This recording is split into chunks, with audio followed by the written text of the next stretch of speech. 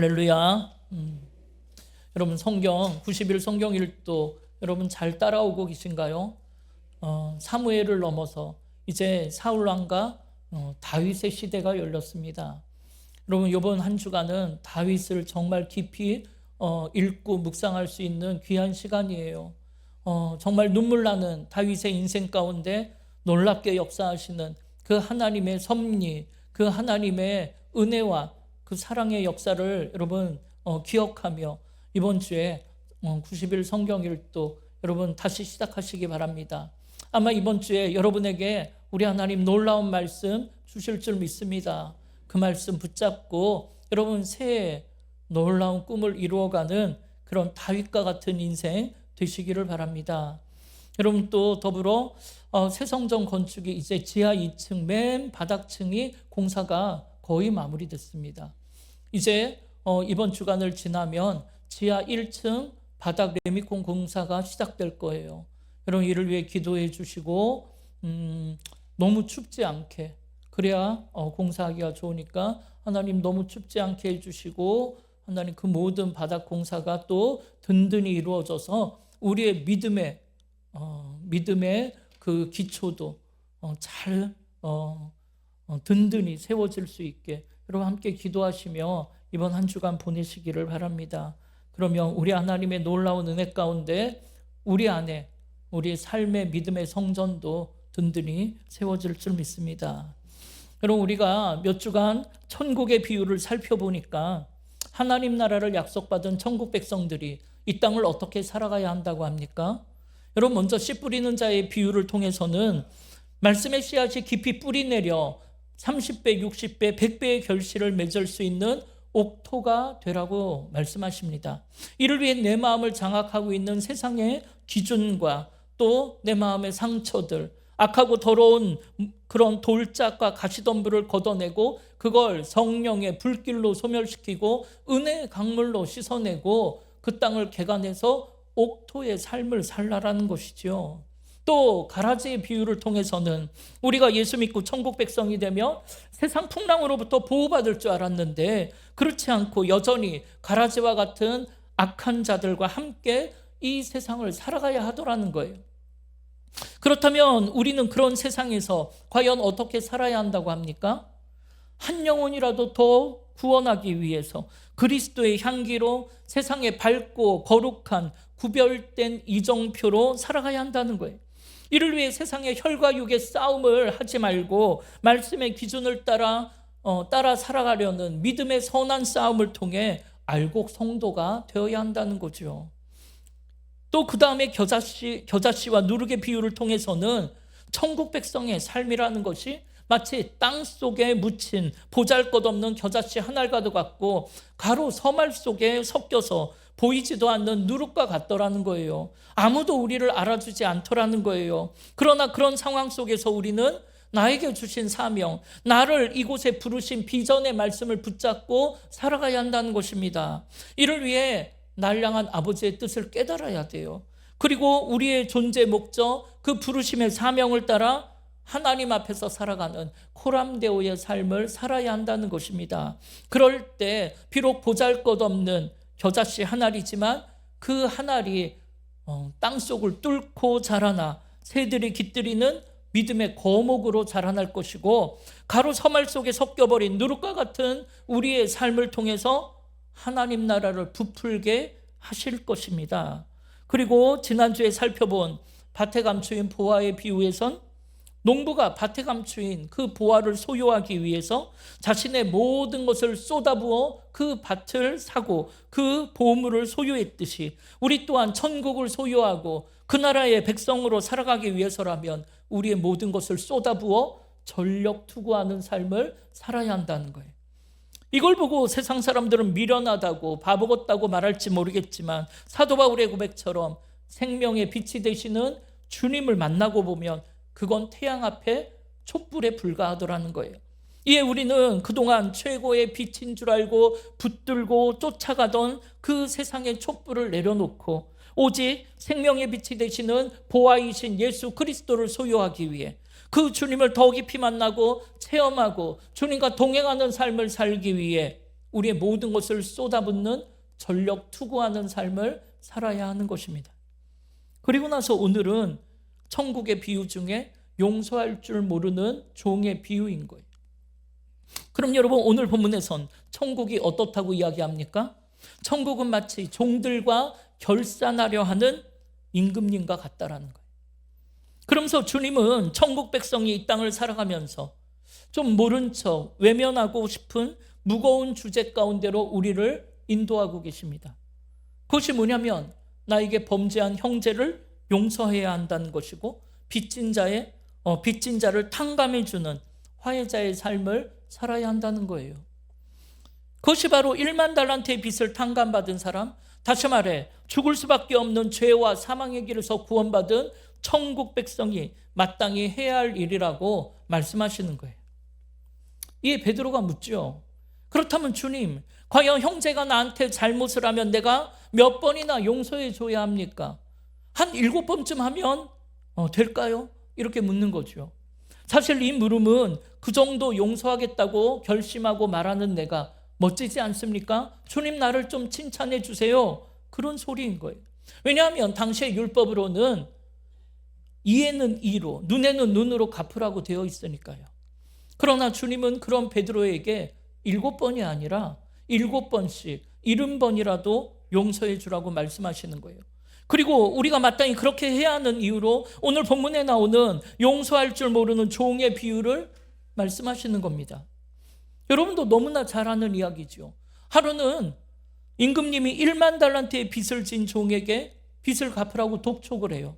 돈이 없으면 몸을 팔아서라도 아내도 팔고 자식도 팔고 모든 것을 다 팔아서라도 무조건 갚으라는 거예요. 그러나 그 종은 갚을 길이 없습니다.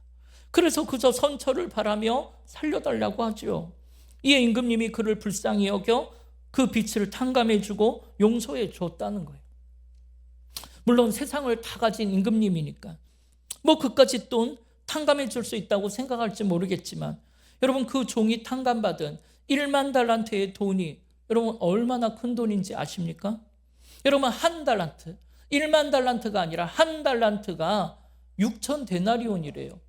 한 데나리온은 성인 하루의 품삯이니까 여러분 6천 데나리온은 6,000일의 품삯이에요. 요즘 기준으로 했을 때 25년 동안 한 번도 쉬지 않고 한 푼도 쓰지 않고 꼬박 모은 봉급의 액수고, 이를 최저임금으로 계산해 볼 때 아무리 못 잡아도 한 4억 9,500만 원쯤 돼요. 5억쯤 되는 거예요. 놀라지도 않죠. 우리 5억쯤은 다 주머니에 넣고 다니니까 그까지 5억이 돈인가요? 5억 정도의 돈이에요. 한 달란트가. 그럼 1만 달란트는 거기에 곱하기 만을 해야 되잖아요. 그러니까 도저히 갚을 수도 없고 숫자를 세볼 수도 없는 액수인 거예요. 지금 임금님은 그런 어마어마한 돈을 탕감해 준 거예요. 그런데 문제는 그런 1만 달란트의 빚을 탕감받은 종이, 그러니까 25만 년을 꼬박 일해야 갚을 수 있는 빚을 탕감받은 종이 밖으로 나가더니 그 돈에 비하면 비교도 안 될 100데나리온 빚진 동료를 만났는데 그가 그 빚을 갚지 않는다고 감옥에 집어넣었다는 거예요. 이에 임금님이 이 얘기를 듣고 너무나 화가 나고 속이 상해서 그를 다시 불러가, 너는 왜 너에게 빚진 자를 용서해 주지 않느냐고 혼을 내는 거죠. 너도 마땅히 그 형제를 긍휼히 여겼어야 하는 게 아니냐고, 그를 불쌍히 여겼어야 하는 것 아니냐고, 이에 그를 다시 잡아 가두었다는 거예요.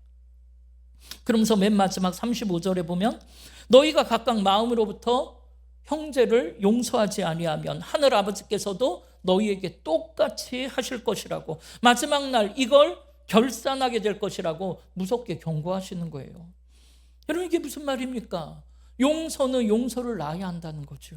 물론 그 사람이 빚을 갚지 않은 건 잘못된 거예요. 당연히 빚을 갚아야 돼요. 여러분, 이 이야기가 빚진 자 탕감해 주라 이 이야기가 아니에요. 그 이야기가 아니라 그는 지금 빚을 갚을 길이 없는 사람을 이야기하는 거예요. 그는 지금 갚을 길이 없습니다. 그래서 조금만 더 기다려달라고 사정하는 거예요. 이에 대해 주님은 뭐라고 하신다고요? 우리는 모두 하나님 앞에서 평생 일해도 갚을 수 없는 1만 달란트의 빚을 탕감받은 자라는 것을 먼저 기억하라는 거예요. 거기에 비하면 그 사람은 100데나리온의 상처를 나에게 입혔을 뿐이라는 거죠. 여러분, 지금 그 둘을 계산을 잘 해보셔야 돼요. 뭐가 더 이익인지. 여러분, 임금님 앞에서 1만 달란트의 빚을 탕감받은 용서? 그건 마치 사형당하기 직전에 기적적으로 풀려난 것과 마찬가지입니다. 이를 신앙적으로 얘기하자면 죄와 사망의 길에서 하루하루 아무런 소망도 없이 마치 죽을 것 같은 답답한 마음으로 살아가던 우리의 인생이 하나님의 은혜 가운데 살고자 하는 소망이 생겼던 거예요. 그래서 할 수 있다는 새 힘을 얻은 것과 마찬가지라는 거예요. 따라서 내가 남을 용서하지 못한다는 것, 내 마음에 여전히 미움과 원망이 있다는 것은 나를 용서해 주신 그 하나님의 은혜와 사랑을 아직 체험하지 못한 사람이거나, 그걸 체험했더라도 그 십자가의 은혜와 사랑을 다 잃어버린 사람이라는 거예요. 그래서 말로는 용서하겠다고 결심하는지 모르겠지만 실제로 그 마음속을 들여다보면 여전히 그는 그를 용서하지 못했고, 그래서 아직도 그 상처로부터 자유하지를 못하고 있고 그를 편한 마음으로 바라볼 수가 없는 거예요. 그런데 여러분, 문제는 그런 내 마음을 그 사람이 아는지 모르는지, 여전히 그는 자신이 무엇을 잘못했는지도 모르고 나에게 어떤 상처를 줬는지도 모른 채 자신의 잘못을 뉘우치지도 않고 아무렇지도 않게 돌아다니고 아무렇지도 않게 웃고 있는 거예요. 그러니까 그걸 보면서 어떻게 그를 용서할 수 있겠냐는 거예요. 여러분은 그런 억울한 마음이 없으십니까? 여러분, 이런 이야기를 계속 하니까 어떤 분이 하루는 저를 찾아와서 자신은 너무나 억울하다는 거예요. 그런데 왜 목사님은 맨날 용서하라고만 말하냐는 거예요. 그러면서 그분이 뭐라고 하냐면, 목사님, 나에게 상처 준 그 사람이 자기 잘못을 깨닫고 내 앞에 와서 무릎 꿇고 싹싹 빌라고 그렇게 좀 설교를 해달라는 거예요. 물론 그렇게 되면 우리 마음속에 있는 상처가 진정으로 치유되겠죠. 그러나 여러분, 문제는 만약에 그 사람이 그럴 마음이 없다면 어떻게 하시겠냐는 거예요. 그 사람이 그럴 마음이 없고 그 사람은 밖에 나가 잘 먹고 잘 살더라는 거예요. 그렇게 살게 되면 어떻게 하시겠냐는 거예요.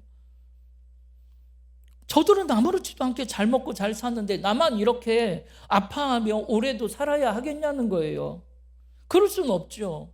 그러니까 여러분, 그 상처로부터 진정으로 자유하고 싶다면, 나도 한번 마음 편히 세상을 살아보고 싶다면, 여러분, 그 사람하고 상관없이 그 사람이 자기 잘못을 깨닫든 내 앞에 와서 무릎 꿇고 빌든 말든 그것과 상관없이 그저 내 마음속에 있는 그 미움과 분노, 그 원망과 억울함을 떠나보내야 돼요.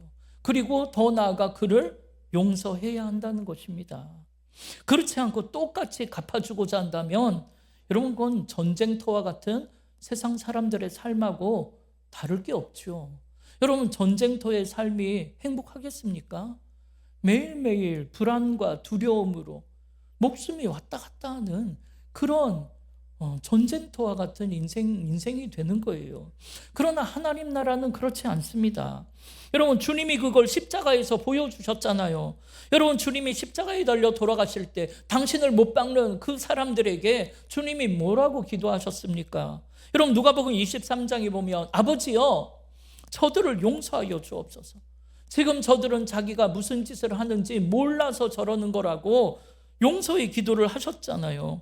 그래서 여러분, 로마서 5장 8절에 뭐라고 합니까? 우리가 아직 뭐 되었을 때? 죄인 되었을 때 그리스도께서 우리를 위하여 죽으심으로 하나님께서 우리를 향한 아버지의 사랑을 확증해 보이셨다고, 증명해 보이셨다고 말씀하시는 거예요. 여러분, 우리가 아직 죄인 되었을 때예요. 그러니까 우리가 뭘 잘못했는지도 모르고 살 때예요. 무릎 꿇고 빌 생각도 없고 자기의 욕심을 쫓아 세상 연락 즐기며 그러고 살 때예요.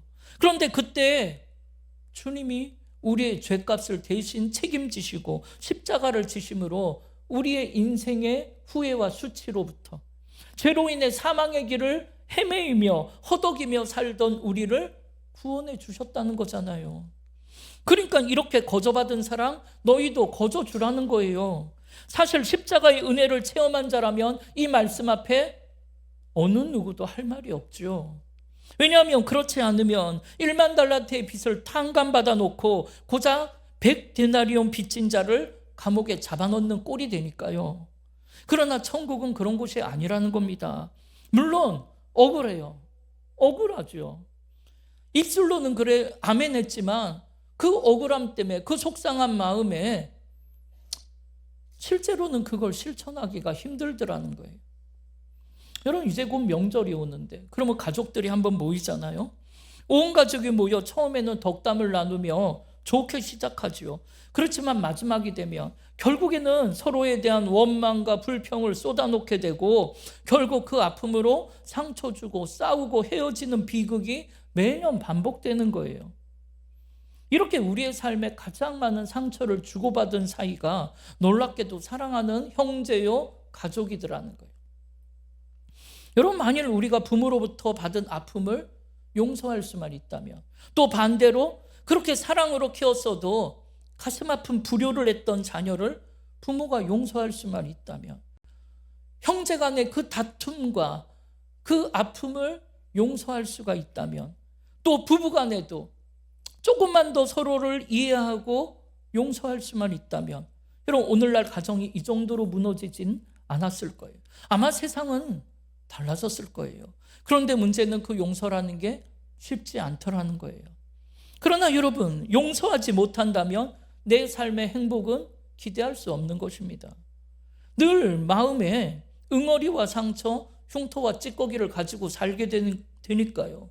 그러면 여러분, 누가 제일 기뻐합니까? 사탄이 제일 좋아하죠. 옳았구나. 가라지를 확 뿌려놔서 그 마음을 부채질하는 거예요. 그러면 그 마음이 흔들리니까 평안이 없죠. 기쁨도 없죠. 더 나아가 가정의 회복, 공동체의 회복은 더더욱 기대할 수가 없죠. 그런데 여러분, 그거보다 더 중요한 게 뭐냐면 오늘 본문에 나온 말씀처럼 만약에 우리가 형제를 용서하지 못하면 마지막 날에 천국 문 앞에서 우리 주님이 우리와 결산해 보시고는 우리를 지옥불에 넣으신다는 거예요. 그럼 여러분은 그 마지막 날 왕 대신 주님과 결산할 준비가 되셨습니까? 여러분, 올해 여러분의 삶이 좀 더 너그럽고 넉넉한 용서의 삶이 되시기를 바랍니다. 그래서 마지막 날 주님 앞에 섰을 때 참 잘했다고, 착하고 충성된 종이라 칭찬받는 삶이 되기를 주님의 이름으로 축원합니다. 이렇게 용서는 우리 예수님의 가장 중요한 가르침이고 천국 백성이 세상을 살아가는 가장 중요한 덕목 중에 하나예요. 이를 위해 주님은 우리 앞서 우리보다 먼저 우리의 죄를 용서하기 위해 십자가를 지는 모범을 보여주셨고 그 십자가에서 마지막 하신 말씀도 용서의 말씀이었잖아요. 따라서 오늘 우리 또한 자신이 무슨 상처를 나에게 줬는지도 모른 채 살아가는 사람을 위해 여러분, 그 사람을 바라보지 말고 날 그렇게 용서해 주신, 날 그렇게 사랑하신 주님을 바라보세요. 그리고 그 다음은 그 십자가의 은혜와 사랑 안으로 더 깊이 들어가야 합니다. 그리고 오늘 본문 33절에 나온 것처럼 그 주님의 마음으로 그를 불쌍하게 바라봐야 돼요. 그리고 주님처럼 그를 위해 기도하는 것, 이게 용서의 시작인 것입니다. 여러분, 오늘 찬양하고 기도하실 때 여러분 마음을 정직하게 돌아보세요.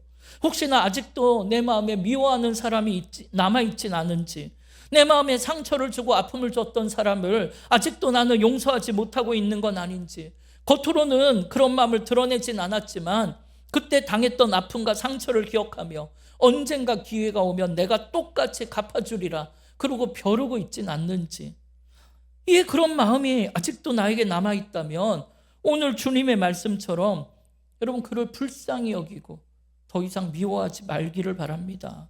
그리고 더 나아가 그를 용서할 수 있기를 바랍니다. 여러분, 여기에 선뜻 아멘이라고 대답할 수가 없다면 여러분은 올해도 어둠 가운데 살게 될 것이고, 그래서 여전히 인생의 방향을 찾지 못해 방황하고 헤매는 인생이 될 거예요. 여러분, 요한일서 2장 11절에 뭐라고 했습니까? 함께 읽어보겠습니다.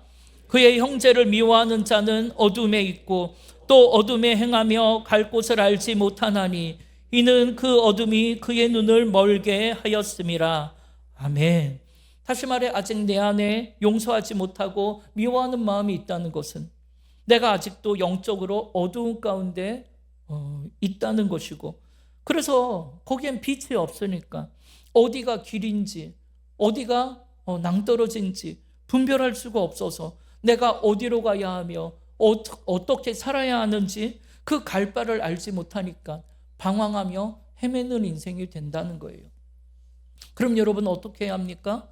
여러분 그 다음 요한일서 2장 12절에 뭐라고 하냐면, 자녀들아 너희 죄가 그의 이름으로 말미암아 사함 받았다는 것을 기억하라라는 거예요.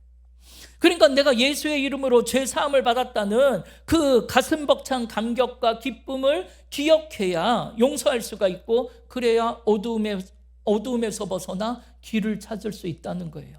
이에 오늘 우리도 미운 사람을 용서할 수 없을 때 날 용서하신 주님, 1만 달란트의 빚을 탕감해 주신 예수를 바라봐야 되고, 나에게 베풀어 주신 그 십자가의 은혜와 사랑을 소멸치 않아야 한다는 거예요.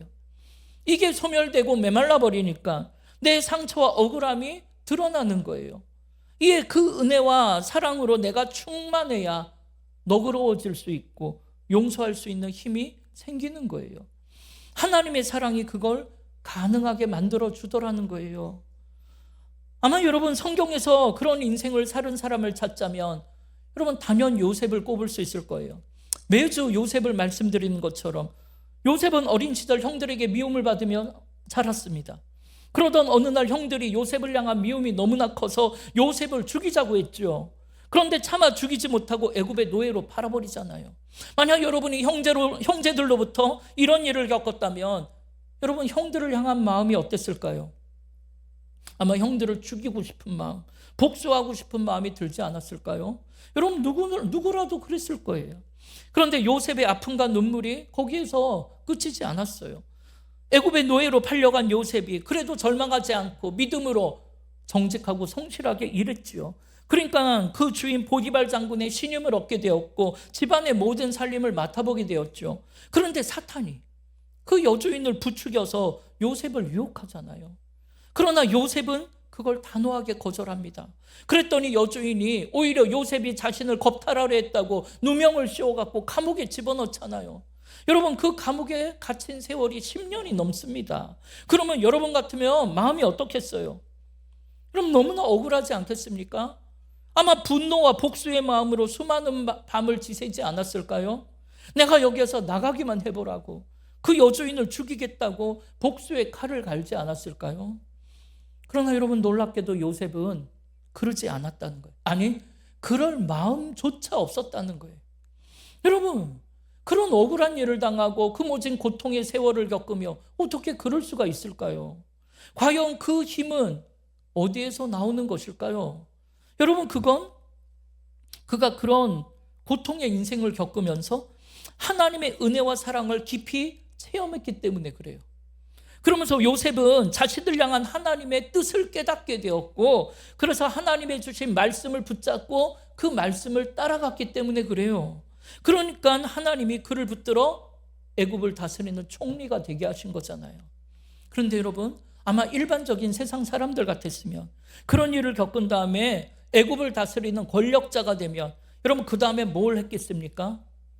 여러분 당연히 그 여주인을 찾아가 혼쭐을 내주고 감옥에 집어넣지 않았겠습니까? 또 형들을 만나면 형들에게 복수하지 않았겠습니까? 그런데 요셉은 그럴 마음이 전혀 없더라는 거예요.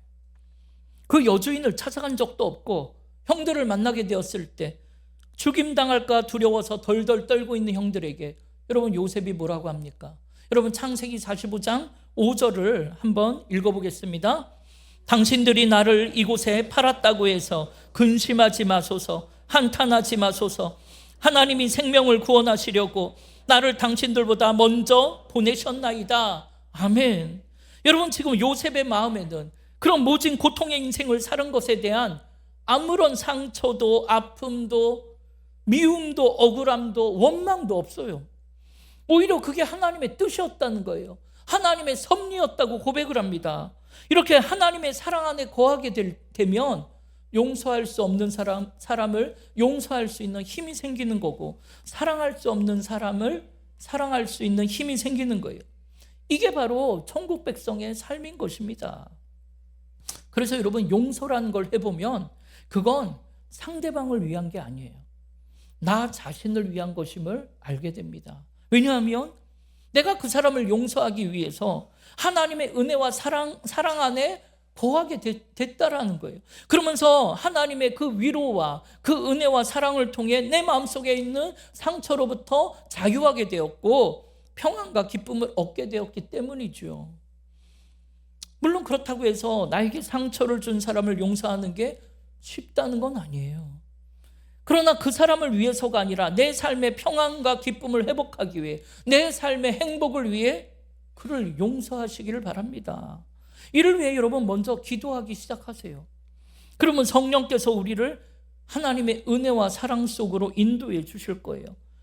내가 그 은혜와 사랑을 모를 때에는 그런 모든 것이 아픔이었어요.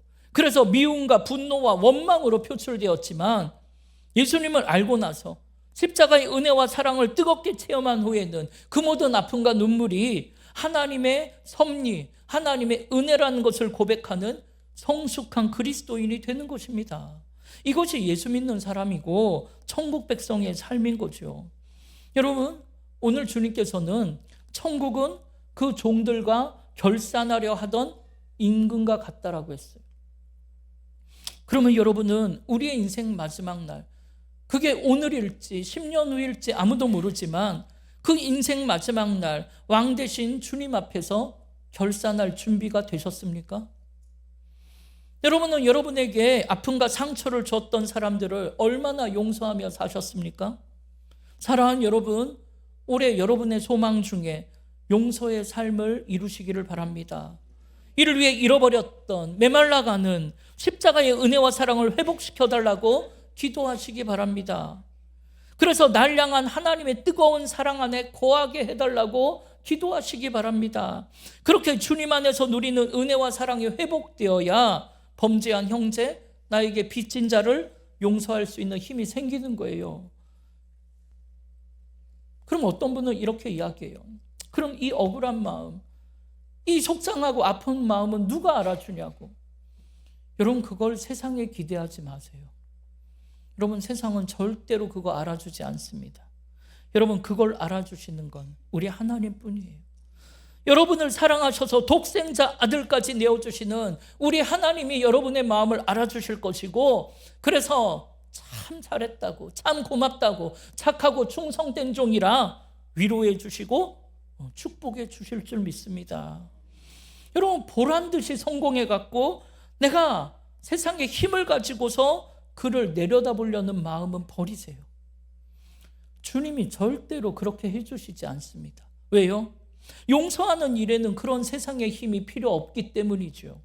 용서는 오직 십자가의 은혜와 사랑만이 필요하기 때문이죠. 이에 이번 한 주간 한 영혼을 향한 용서와 사랑의 십자가를 지심으로 여러분 가정의 화해자가 되시기를 바랍니다. 열방의 위로자요 중보자가 되셔서 수많은 영혼들이 여러분을 통해 아버지께로 돌아오는 그런 축복의 통로로 쓰임받는 삶이 되기를 주님의 이름으로 축원합니다. 우리 이 시간 함께 결단하며 찬양하십시다. 여러분, 이 찬양 드릴 때 여러분 억울한 마음, 속상하고 아픈 마음이 위로받는 그런 은혜가 있기를 바랍니다.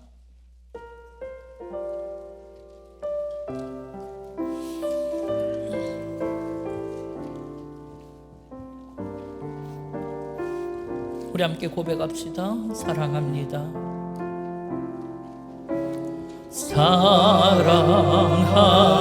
사랑합니다. 나의 위로 되신 주, 고통의 눈물 닦아주신 자비하신 아버지 찬송합니다.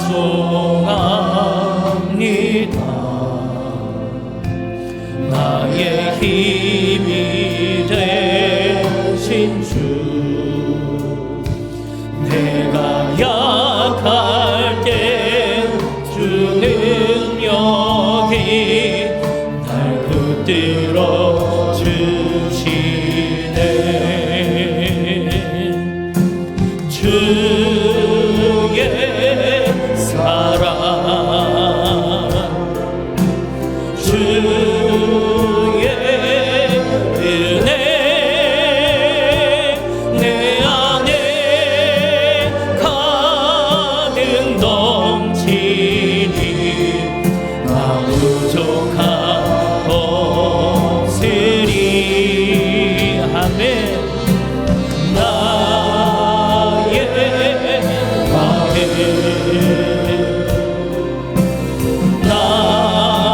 나의 영혼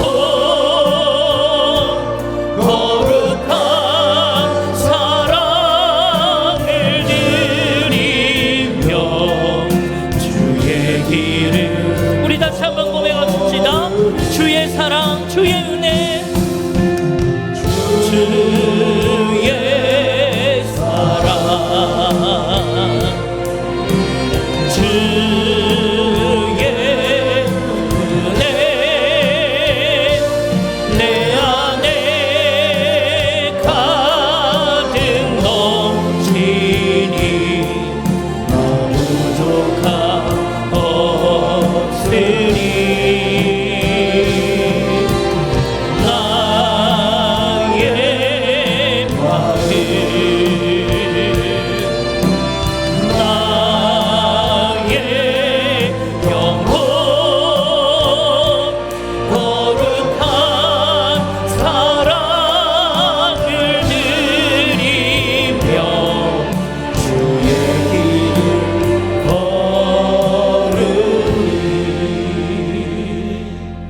여러분 아멘이십니까? 아멘. 아멘이지요. 여러분의 그 억울한 마음, 여러분의 그 속상하고 아픈 마음 우리 하나님이 잘 알고 계실 거예요. 우리 하나님이 여러분을 꼭 안아주시며 참 잘하고 있다고, 참 고맙다고 칭찬해 주시며 여러분을 위로해 주실 거예요. 여러분 그 주의 사랑, 그 주의 은혜 안에 거하게 해달라고 기도하십시다. 그 힘으로 나도 조금 더 너그럽고 조금 더 넉넉한 용서하는 삶을 살게 해달라고 여러분 기도하십시다. 그래서 그 삶이 그리스도의 향기가 되고 세상에 밝고 거룩한 구별된 이정표가 되어서 많은 이들을 빛 대신 주님께로 인도하는 그런 복된 삶 살게 해달라고. 여러분 이 시간 주의 이름을 한번 부르며 우리 합심으로 소원하며 기도하겠습니다.